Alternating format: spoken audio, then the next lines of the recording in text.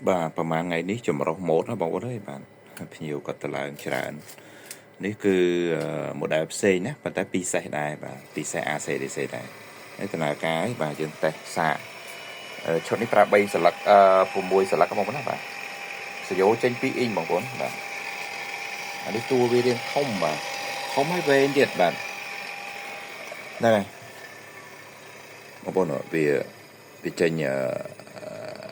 P48 ប៉ុន្តែម៉ាស៊ីនខ្លះវាចេញ P50 អញ្ចឹងវាម៉ូទ័រអស់ទឹកដូចគ្នាបងប្អូនណាបាទម៉ាស៊ីនខ្លះចេញ P50 នេះ P50 P48 P50 ហ្នឹងគឺប្រភេទគេហៅវិលចោលម៉ូទ័រវិលចោលនៅលើគោកឬក៏ម៉ូទ័រអស់ទឹកបាទហ្នឹងហើយទៅតាមស្ថានភាពផងម៉ាស៊ីនបាទឬក៏គេហៅ software ផងម៉ាស៊ីនណា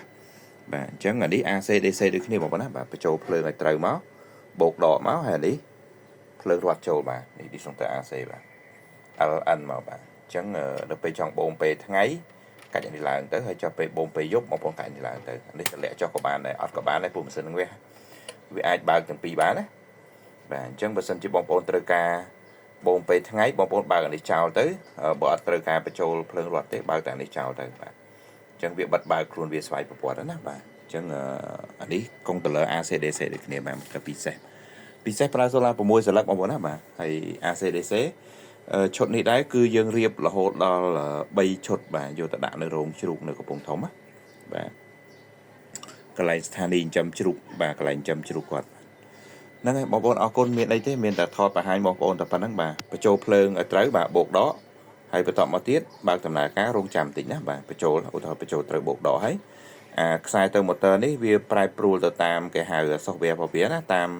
protocol ផងម៉ាស៊ីនបាទអញ្ចឹងយើងបើកវាមកបាទចឹងដល់ពេលនេះបើសិនជាវាវិលយឺតអីគាត់នឹងបដូរតាចំហៀងនេះទៅបានប៉ុន្តែដាក់ត្រូវឲ្យបងប្អូនណាវិលត្រូវរបស់វាបាទ116 វ៉ុលទេបងប្អូនណាបាទសូឡាវាតូចនៅលើដបូលបាទដំណើរការហើយបាទអានេះ3សន្លឹកសេរីចាស់ក៏ដំណើរការដែរបងប្អូនណាបាទ3សន្លឹកសេរីចាស់ក៏ដំណើរការដែរបាទអានេះសូឡាវាចូលបានចាប់ពី2សន្លឹក3សន្លឹកក៏ដើរដែរណាបាទអញ្ចឹងហើយបានជាមានកន្លែងខ្លះគាត់លក់គាត់ដាក់ឲ្យភ្ញៀវទៅ4សន្លឹកទេបាទហើយដល់ពេលភ្ញៀវគាត់ថាគេលក់នៅនោះតម្លៃធូរជាងយើងបាទព្រោះគេដាក់តែ4ហើយវត្តវារៀងតូចអញ្ចឹងគេដាក់ទៅវិលដូចគ្នាមានអីវាបងប្អូនបាទប្រកាន់ថាទឹកច្រើនទឹកតិចវាមិនប្រកាសថាអាតិចដាក់សន្លឹកតិចបានទឹកច្រើនទេបាទអរគុណ